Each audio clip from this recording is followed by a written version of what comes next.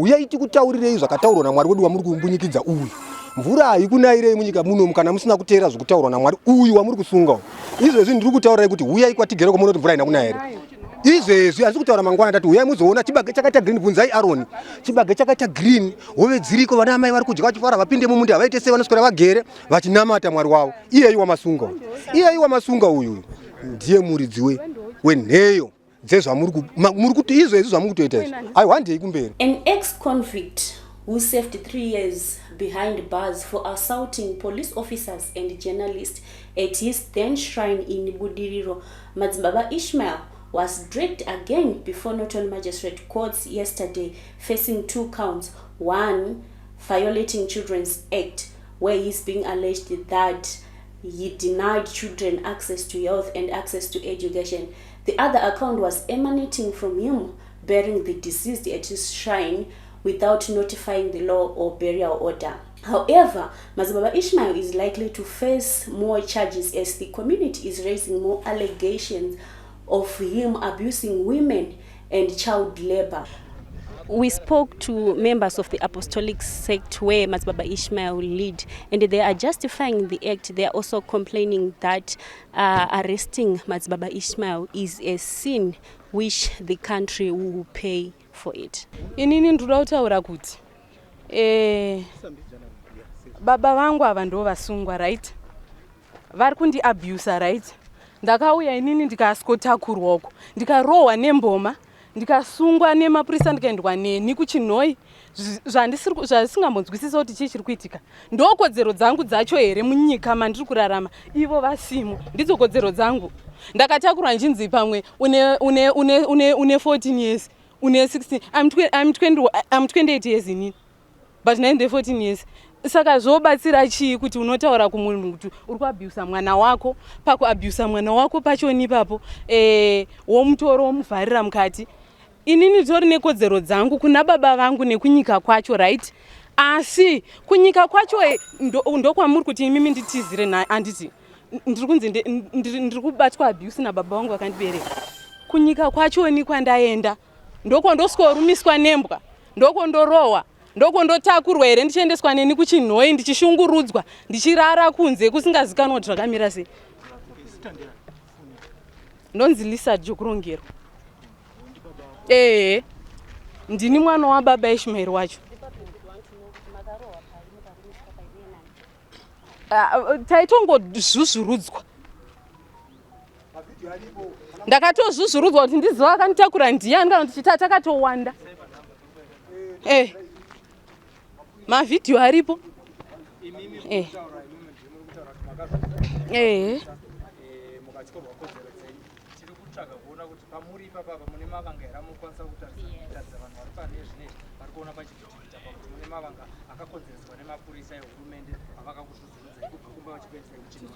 Inini ndakazuzurudzwa mukwasha, muri kunzwa.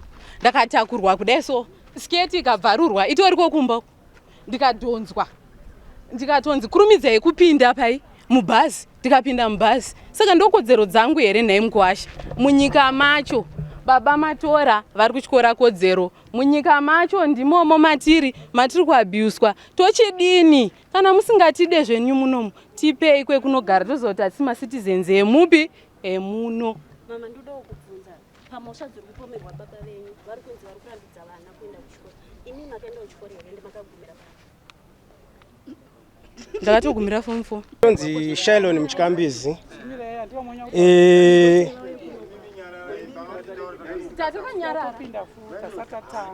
Indonzi Shailon Mchikambizi. Right. Chinamato ichi ndakakura ndichinamata John Masowe echano.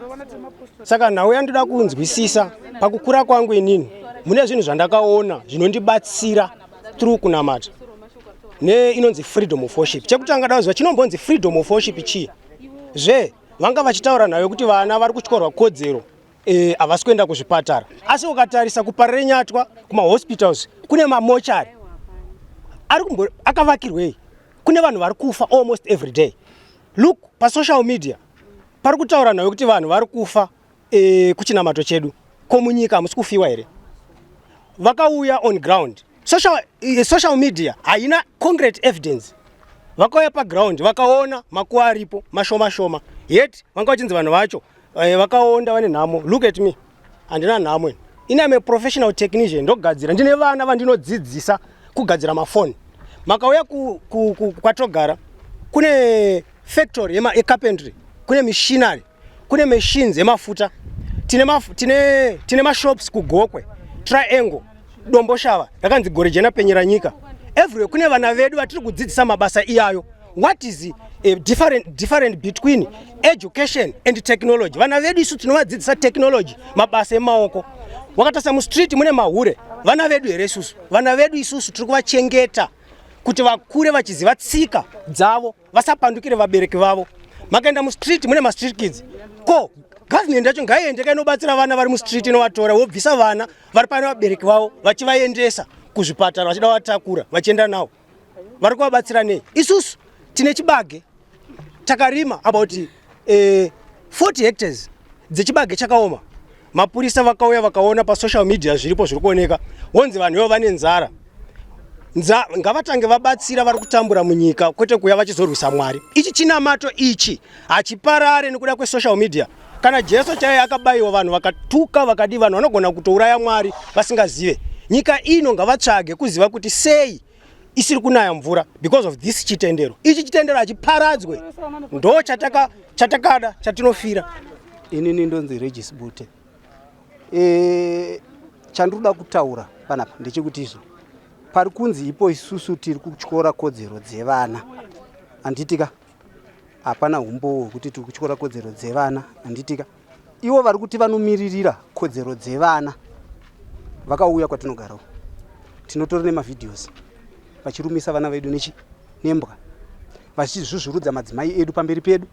Anditika here ndokumiririra kodzero kwacho kwekuti mwana wandabara inini ane 10 years kana 15 years ndichimuchengeta ndini, imimi mozouya mosvikomurumisa nembwa zvandisina mbobvira ndaita inini baba wake.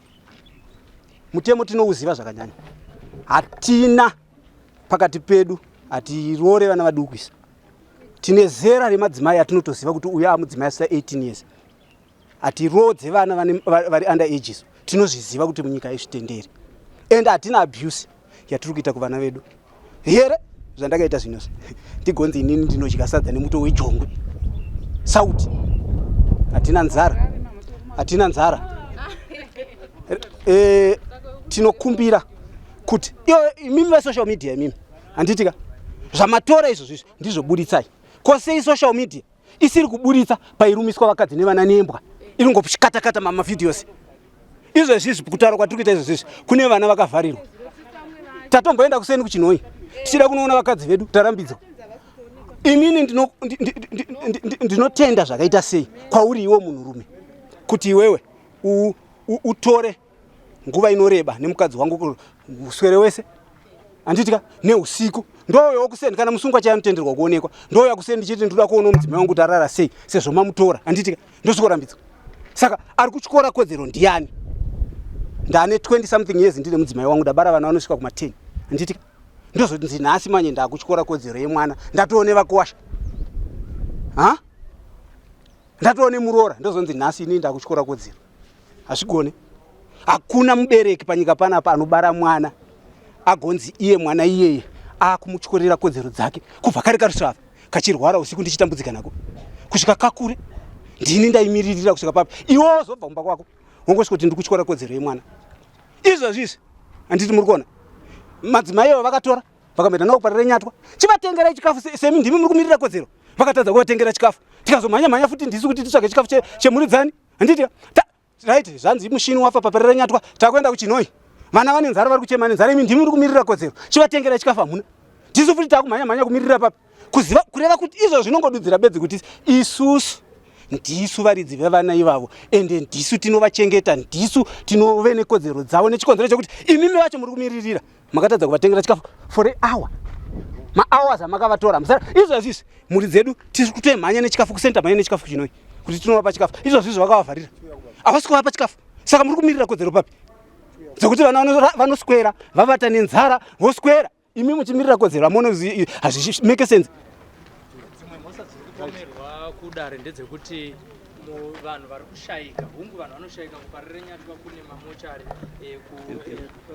kugoma kune mamochari pese pese pamahospitals pane mamochari asi munhu kana achinge ashaya anotenderwa nemutemo wehurumende wamuri kutedzera nemi kuti apuwe death certificate zviri kunzi muri kuti kana munhu achinge ashaya mukati meshrine iyoyo vanhu vanovigwa zvisina postmortem uye zvisina death certificate munoti kudii isusu pana amaya vari kunzi vakafa vakavigwa vabereki vavo vasipo takatoenda panyabhira police station tikatoskoripota tinotori nevanhu vatakatuma vakaenda kunoripota kuti munhu ashaika tikatonzi endai munoviga handitika isi tinogara kumapurasi uko handitika ende takatoviga takaviga isusu inzwai baba vacho baba nyakubereka handitika vari kukomplaina nenhau ndimai handitika baba nyakubereka mwana uyu vakanga varipo handitika pakufa kwemunhu pakuripota nekuzovigwa kwemunhu baba hatina kuviga munhu iyeye hama dzake dzisipo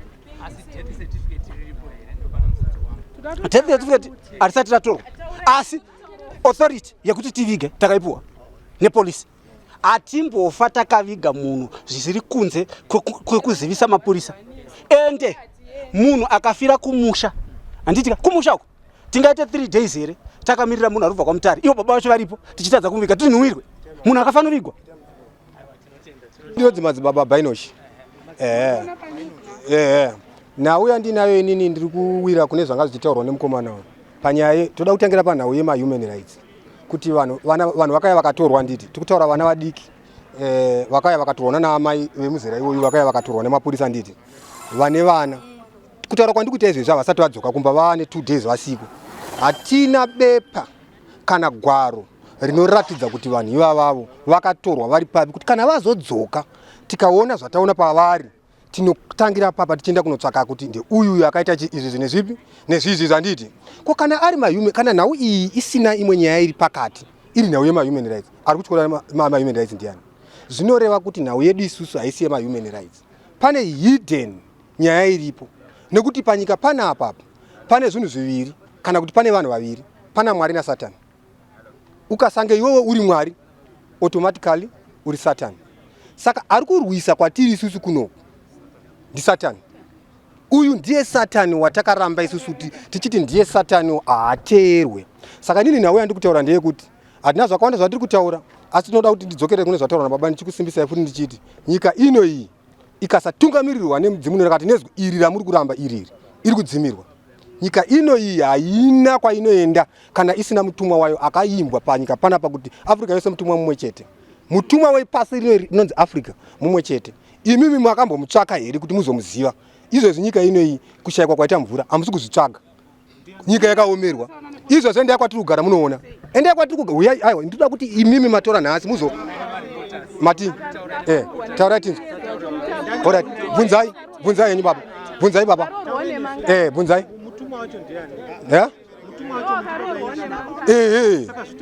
ndizvo zvandiri kutaura wani mutumwa ndiyeyu Vamasunga ndiyeyu wamatora wamaisa mutirongo dai mimi muri kumuteerera zvaari kutaura nyika ino iyi hayaiomerwa nyika ino iyi hayaiita nzara hayaita zvirwere zvisingarapika hayaizoita pasi rino rese haraizoita zvese zvarakuita izvi nekuti zvinhu zvakataurwa tisati tapinda mazviri pabudiriro kana muchiteera endai kumareference pabudiriro pakataurwa nzara hondo nezvirwere pabudiriro pandiri kutaura apa takatopinda muzvirwere handiti pasi rese rikaita lockdown tikabvapo tikapinda muhondo dzama kutoona mimi kuti pasi rino rese izvozvizvi ratukudza hondo dziya dzakataurwa izvo tati gogogoi nzara iyi yamuri kuona saka mimi chamuri kuzoda chimwe chichamuri musingaende kunotsvaga izvi kuti zvawakataura iwewe ndizvo zvatiri kuona izvi chititaurira kuti topona sei ndo nhau yamaifanira kuuya muchitsvaga asi watukurwa naye uyu imi muri kuona ari munhu asi tiri kuziva ndiSatani mweya wakaipa uyu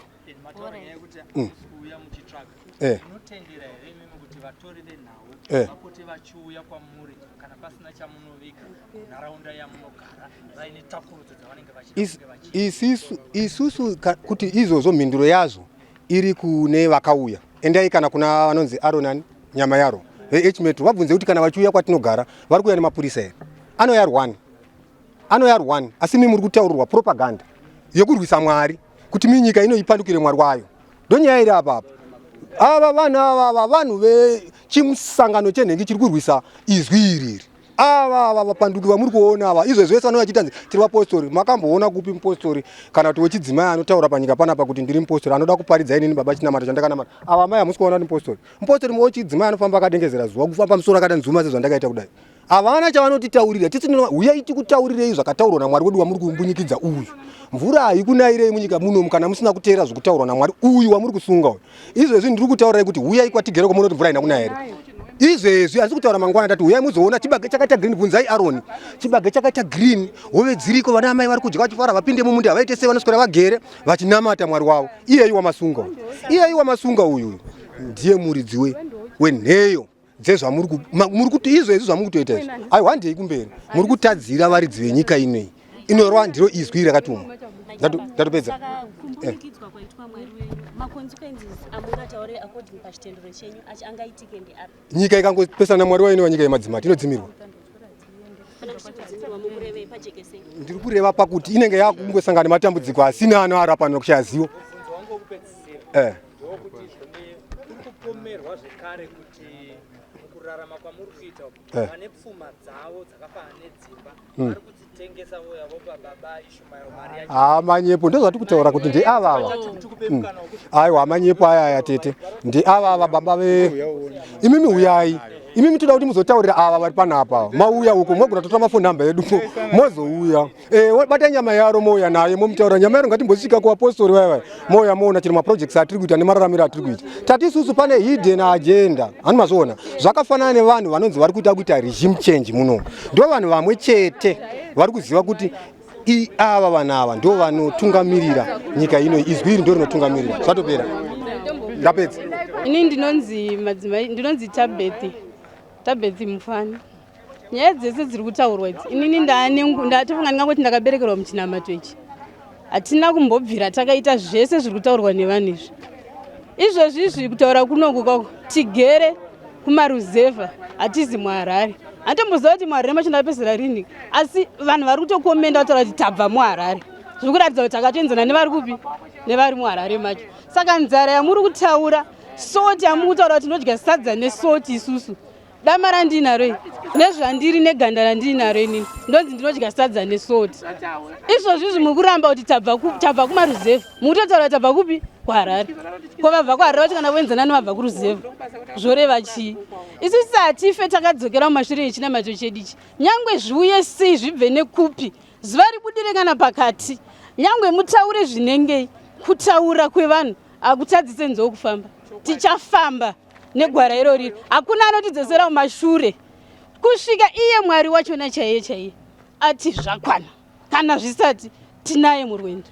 Vanotaura taurai. Takanamata masangano akawanda pano panyika. Asi handina kana sangano randakaona randakanamata inini rine chinamato ichi. Ichi chinamato chadudza Mwari mupenyu ichi.